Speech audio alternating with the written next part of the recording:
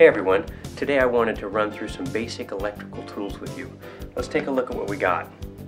First, I've got the circuit breaker finder and transmitter, which comes with this handy little clip-on apparatus, and I purchased extra this that screws into a light socket.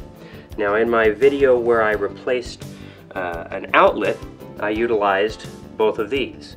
In another video where I replaced a light switch, I utilized all three of these.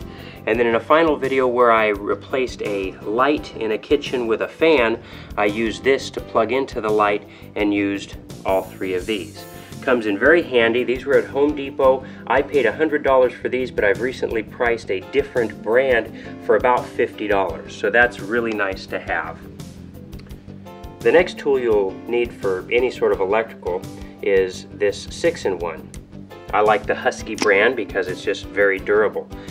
It's called 6-in-1 because you have two standard heads of different size. The small one is good for right up into here to put on cover plates and take them off, whereas the big one's good for bigger jobs, just around the house.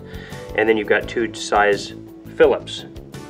Also, you have two different sizes here, one big and one small. The big is a 9/32, the small is a 3/16. And you use that for hose clamps, for plumbing, for electrical, just all around. Nice tool to have. Put that back together.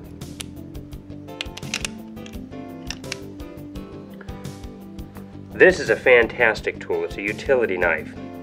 Again, Husky brand. You put your blades in here, load them in, easily come out for use. When you want to switch a blade, this side's dirty, you just press the red button, pull it out, switch it around, set it right back in, release the red button, and it's in there. Then you can retract. If you use both sides, push the red button, throw it away, and a new blade comes out. You're ready to go. This model is a fantastic utility knife. Out of all the utility knives I've ever had, this one is the quickest and easiest to use. Now we'll go on to, how about a stud finder? I've purchased the most expensive stud finders all the way down to this little cheap $10 stud finder. Oh, coincidentally, this is like $7. This is about the same $7. This is about $10. You don't need to spend any more than $10 or $15 for a stud finder. Come up here, put it on the wall, press one button, green light says it's ready, and slowly slide it across, and it'll tell you right where the 2x4 edge is. Keep going. That's the end of the 2x4. You're done. Piece of cake. Don't need an expensive one. Now we've got two more electrical things that you will need just if you're doing any sort of electrical work. The chirper, as I call it, lights up when you press it. You can see the little light. It tests static electricity in your shirt just to verify that it's working. And you put it over to your outlet, and it tells you whether or not you have hot wires. So when you're testing a wire, you hold it. Hey, there's no electricity in that. This is fantastic if you're having some outlet difficulties. It'll tell you whether or not you got an open ground, open neutral, open hot, hot and ground are reversed, hot and neutral are reversed, and 2 on the right says that it's correct. So let's go ahead and put this in here. It lights up.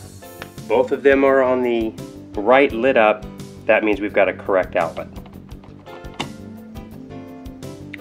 Finally, we've got wire strippers. This I purchased at Home Depot for about $15 to $20. This is just a grand tool. There's a couple things that you use this for. One, sometimes you just need to shorten screws, and you've got all these little holes in here. So let's go ahead and shorten this screw down. This one happens to be, let's line it up nice, an 8/32 screw. And it says 8/32 right on there. So you screw it in there, you watch it come through the other side, and you say, okay, hey, I want it to be from the middle of the screw to here, that long. Then you just squeeze it. It'll snap right off. And then you take it out.